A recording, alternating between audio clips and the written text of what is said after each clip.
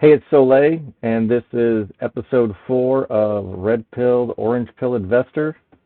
And today I'm going to react to uh, Stephen Mark Ryan's subscription post on his channel, Solving the Money Problem. And half of it I agree with, and the other half I don't. And let's just take a look at the 15-second clip, and we will talk about why. The final lesson and the most important thing to take away from this video is to use your fucking brain. Do your own thinking. Do your own research. Make your own decisions. Don't blindly follow some talking head on the media or some dickhead on YouTube. And most important of all, take accountability for your own decisions and actions. It appalls me when I see people whining in comments. All right, that's good. So, of course, I agree with if you screw up, don't blame whoever you believed. It was your decision to do it. But the other part where he's saying, do your own research. He's always preaching about create your own evaluation model, in particular for Tesla. And I guess if you're capable, and I guess probably most anyone would be capable if they wanted to put that much time into it.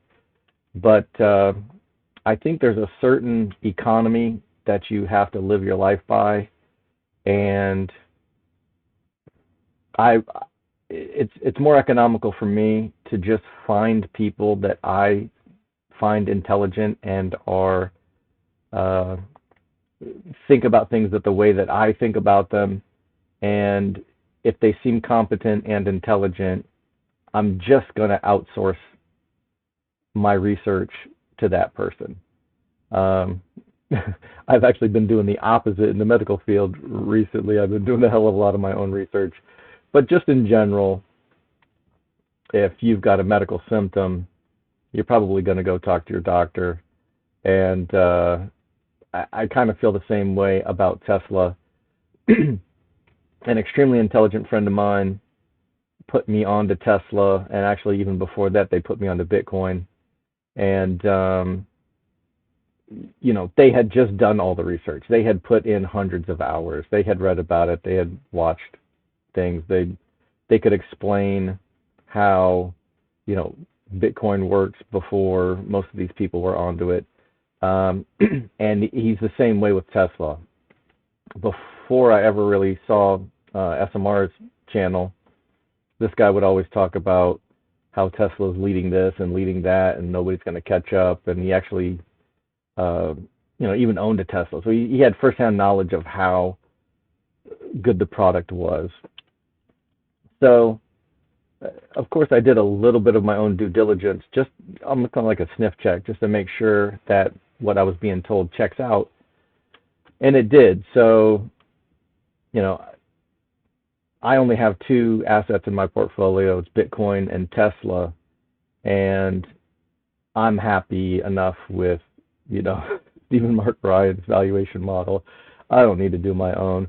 So I'll disagree with him in that, on that point, but only because the work that he's done on it just seems credible to me, and a lot of the Tesla bear stuff just doesn't check out to me. So I'll never come back to the platform and complain that Stephen Mark Ryan screwed me if Tesla shits the bed or whatever.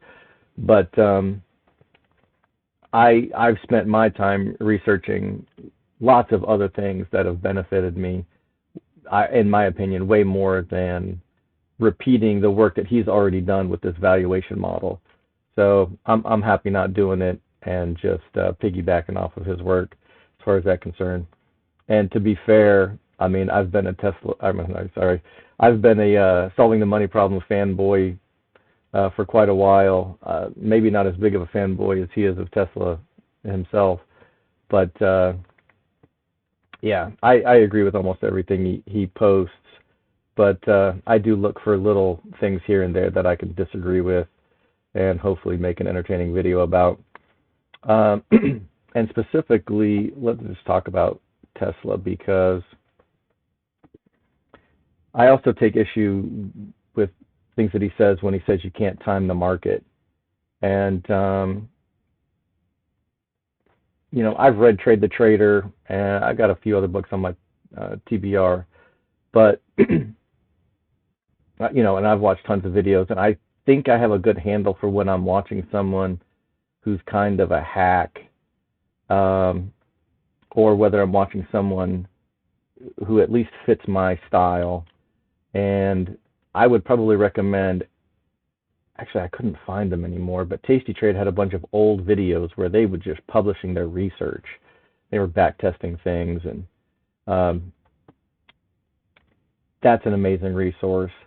And so what I would say for Tesla, I mean, SMR he's not shy about talking about his different forms of income. So and he even admits that, like, hey, if Tesla goes to zero, he's got all these other things. He's not going to go hungry. But let's say that, what if you only had 25 grand and you're like, I want to buy 100 shares of Tesla. If you bought stock and every time you bought it, you got a 1% discount, do you think you could outperform other people that just buy it at the regular price? I think the obvious answer is yes. And so that's why I sell covered calls. And so what I mean by that, it's not literally getting a discount, but if you buy 100 shares of Tesla today at 238, and I'm not going to really look at tomorrow because it's only one day of premium, but if you sell a covered call for next Friday, week from tomorrow, and you just try to get 1% return on that, you can sell the 247.50 call, and they're going to pay you $2.54 per share. You had 100 shares, so they're going to pay you $254. So you just got a little over a 1% discount for those shares just by capping your maximum profit for next Friday at 247.5. And so the call-away value there is from 238 to 247.5. Let's just call it $10 a share. I guess we can go with 9. It really doesn't even matter. But 1% profit would be 238. So 238, double it is 480. I mean, it's like 3%, almost 4% ROI, even if the price goes up from 240 to 247 or 250 or whatever. It could go to the moon for all I know. But you're still allowing yourself to profit 3% this week just to get to this strike, plus the 1% that you got paid.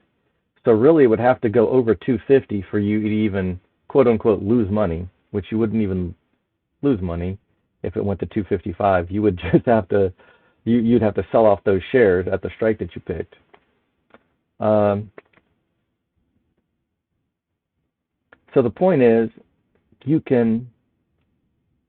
I just kind of look at it as buying the stock at a discount. How much of a discount do you want? I mean, you can sell at the money, and assuming that the price of Tesla may just hover around 238 between this Friday and next Friday, and it very well could. You can you can get a 2% discount if you sell at the money. That's fine. It's just whatever you're comfortable with. If the price goes too far above 240 by next Friday, then you might be forced to either sell your shares at that price, which would be fine because you bought at 238, you sold at 240, and you got paid $500 here. So the only way that you can lose by selling a covered call on, and we're not talking about using margin here, we're just talking about a regular account. The only way that you can lose is the same way that everyone else loses. If you just buy 100 shares of any stock and then the price goes down, the value of your account went down. It's just like everybody else, except if you sell a covered call against it, you got $500 more than the other person. You could potentially have 102 shares of Tesla, so you at least have your account is worth more than theirs. Now, if they don't sell a covered call and the price goes to 250, then their account is worth more than yours. But the point of this strategy isn't to maximize profits when things go to the moon. The point is to increase your chances of success by lowering your cost basis. Most people suck at picking stocks, but by doing this, you can give yourself an advantage no matter what stock you pick. Some stocks don't actually trade every week, so I avoid those. But any stock that has an expiration every Friday, you can give yourself a 1% discount every week. Some of the other stocks that are not very volatile will not pay you nearly as much. But you can sell this strike this week, and as long as it doesn't go too far above 250 by next Friday, you can sell another covered call for the 19th, get another $250, and buy another share of Tesla. Now you own 102 shares of Tesla. The other person who just bought and hold still owns 100 shares of Tesla. So no matter whether Tesla goes to $20 a share or stays where it is, you have more than the other guy because you have more shares. And that's the way I look at it. I don't really look at it as what is the value of my account. I look at it as how many shares do I have? Because the stock market's going to go up, it's going to go down, but I always want to be increasing the number of shares I have so that when it does go up,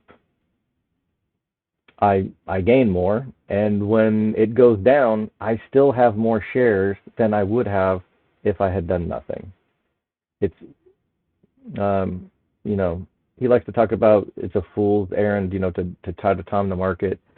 And this is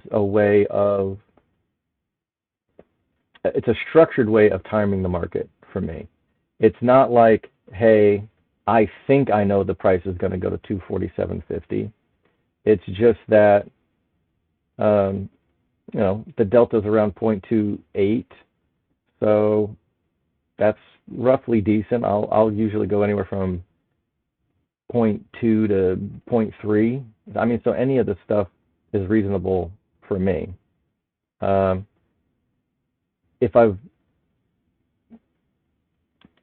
and you can customize it a little bit too, but even in a structured way. Like, so if Tesla's pumped 20% and you're like, okay, it's probably not going to pump another 20%, maybe you get more aggressive on the strike and you take something closer to at the money.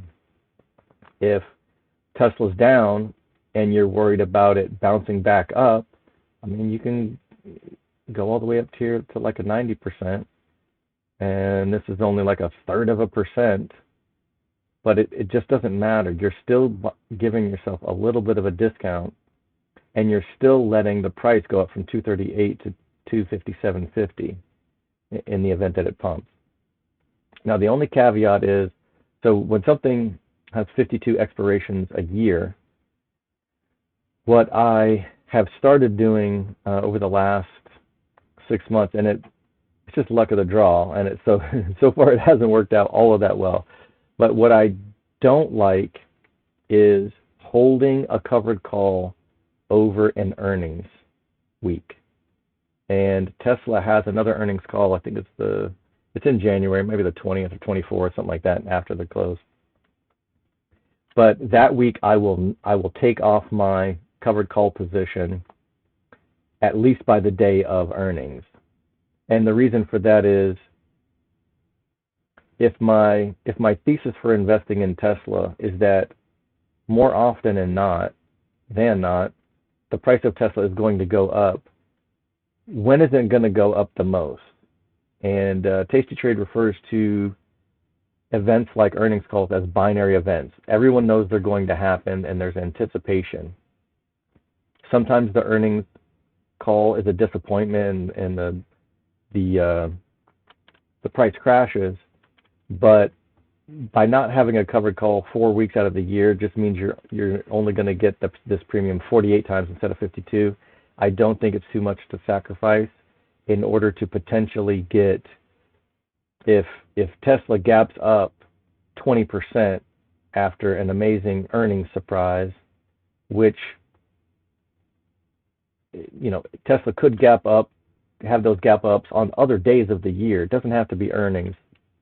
But earnings makes me a little bit nervous to hold a covered call just because the market could go absolutely nuts. And if the whole market is up that day anyway, then it just amplifies what happens with all stocks, but in tech stocks in general will kind of spike more than the actual market. They drop more than the regular market as well. But I think it's reasonable to sell covered calls 48 weeks out of the year. And really, I only take those calls off the day before. So it's not even like I'm taking the whole week off. I only take off the day before and the day after earnings calls in case there's a large gap up. I think that's all I had in my notes that I wanted to talk about. But I'll link this video in the channel. You should absolutely go and subscribe. I actually pay for the subscription on X and Patreon. I just about watched I've watched tons and tons of his old stuff on Patreon too, back a couple of years. I haven't made it all the way back to the beginning, and I may cancel that subscription because I just want to be doing everything on X that I possibly can. I kind of see them positioned to take over YouTube and all of these other channels, and I don't necessarily view Elon Musk as the philanthropist or necessarily that SMR does. I like what he's doing with free speech on X, and I think he's probably going to put some of these other companies on notice. I kind of hope he puts YouTube out of business because of their censorship policies during a recent medical emergency that we may all remember. So YouTube can suck it as far as I care. I'm still posting videos there for now, but as soon as I can abandon that ship, I will do so. But yeah, check out his channel. I watch every day just so I can I use him as kind of like my hype man to keep me pumped about Tesla, even when it's crashing from 220 where I bought in, and then within 3 months it crashes down to 110, just to keep keep from crying myself to sleep. I listen to SMR every day so he can keep me hyped. All right, that's it for now. Y'all be good.